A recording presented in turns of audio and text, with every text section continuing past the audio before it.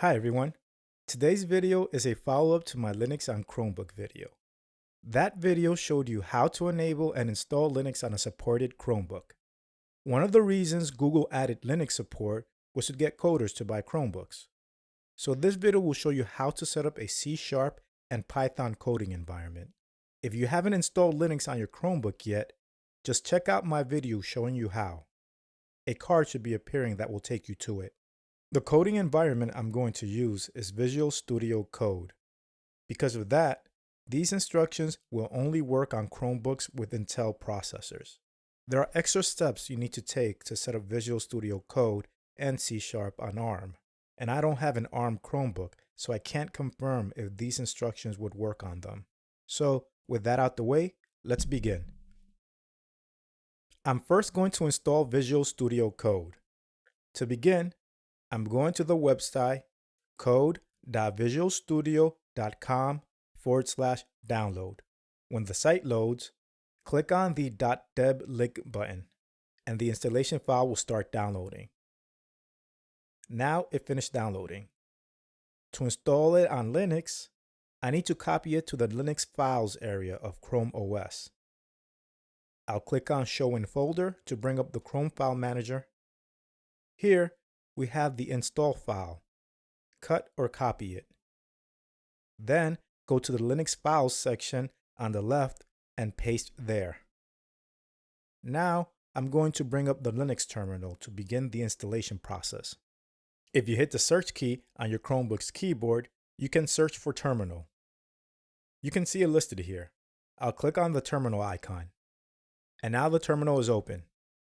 If I list the contents of my current home folder, I will see the installation file. Let's install it by typing sudo apt install // and the name of the file. Just copy and paste the name of the file like I'm doing here. The name will change every time Microsoft releases a new version. The app is now installing.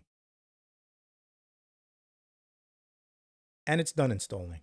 Visual Studio is now installed. But now we need to configure it for the coding languages we want to use. I now want to install the necessary files to do some C# coding. Visual Studio Code can help us with that, so I'll open it up by typing code. It's now open. Now I want to install the C# extension. Click on View, then click on Extensions. In the search box, type C#. You will see several results. Click Install on the result that has Microsoft as the publisher. Now, just wait for the install to finish. You can see its progress towards the bottom. When the install is finished, you will get a message toward the bottom right saying that the .NET Core SDK cannot be located. On that message, click on the Get the .NET Core SDK button. Another message will come up. Click on Open Link. You are now taken to the .NET Core SDK install website. Here, click on Install for Linux. On the next page, click on the drop-down and select Debian 10. Scroll down and you will see a list of commands you have to type. Copy each of these commands individually and paste them onto the terminal. These commands register the Microsoft key and product repository on your machine. After you are done copying and pasting the commands, if I scroll further, I will see more commands that will initiate the SDK download. Copy and paste those commands individually also. You are done with the SDK installation. You can ignore the rest of the page. I'll go back to the terminal and clear the screen by typing clear. Make sure you are in your home directory by typing cd // Here, I'll create a directory called dev. Next, I'll create a directory called Hello World. Now, I'm going to create a new C# console project by typing .NET new console-o Hello World. The project is being created. And it's done. I'll list the contents of the directory. I actually didn't have to create the Hello World folder, since creating a new project also creates a folder. I'll go inside this second Hello World folder then. And to open up the project, I'll type code . The project is loaded, and on the left side of the app we see the project files. I'll open up the program.cs file. You can see that there already is a sample Hello World program. To run it, we can bring up the terminal prompt in VSCode. However, I'm getting this message about some needed assets. I'll just click on yes here. Now let's run this sample program.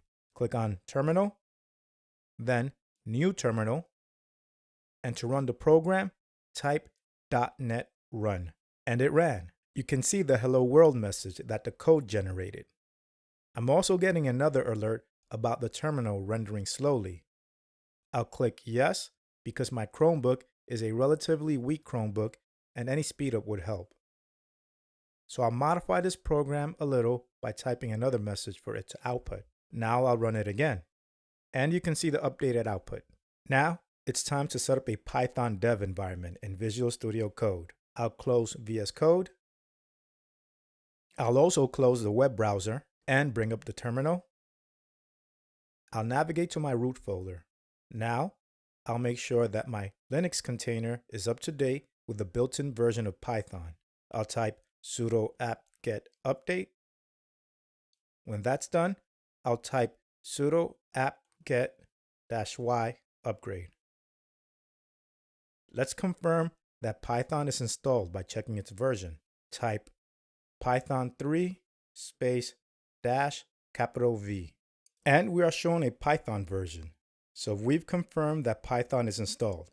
Let's now install the pip package manager.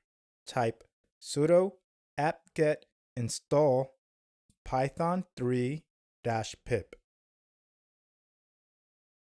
Wait for the install to finish, and now it's done. I'm going to create folders where I'm going to store my Python files now. I can quickly navigate to my home directory by typing cd /. From there, I'll go into the dev folder I created. Then I'll create a Python folder. I'll then create an Hello World folder. And I'll go into that folder and type code .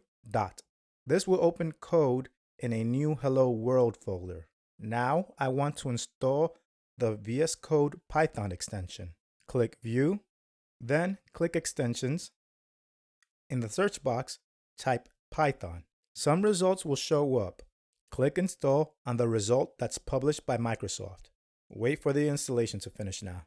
When it's done installing, we have to now choose a Python interpreter that the extension will use. Type Shift-Control-P. In the search box that comes up, type Python Select Interpreter. Click on the Python Select Interpreter result, then select the Python version you want to use. I'm selecting version 3.5.3 because it's the only one installed on my system. I'm getting 2 alerts about selecting an interpreter, but since I already chose one, I'll ignore them and close out the messages. Now I'm going to create a Python program that will display a Hello World message 100 times. I'll create a hello world.py file and open it, and I'll write out the code. I'm done. But before I run the code, I'll click Install to this message below that asks me to install the PyLint code analysis tool. I'll wait for it to install, and after it's done, to run the Python code I created, I right-click on anywhere in the code window and click on Run Python File in Terminal. And I'm getting an error message. Let's see what's wrong. Oh, I see what it is. I forgot to put a colon at the end of the first line. I'll add it now and run it again. And it works. We're done. So that's a way of doing some coding on a Chromebook. This is one of Google's intended purposes for enabling Linux on them. They also want you to do Android coding on them, but it would be difficult with my current Chromebook because it only has 32 gigabytes of storage and 4 gigabytes of RAM. Google recommends 8 gigabytes of RAM for Android Studio. The Android SDK and emulator also takes up a lot of storage, so I'll be left with very little storage for other Android and Linux applications. However, I can create bits of logic that I can later transfer to my projects on my desktop. This is how I'm coding on my Chromebook anyway. I will try to see if Android Studio will work on my Chromebook in the future. Maybe the emulator won't be required because my Chromebook can run Android apps. It would be something nice to experiment with. Anyway, I hope you found this video useful. If you did, please give it a thumbs up. And if you want to see more content like this, subscribe to my channel. Thank you, and I'll speak to you next time.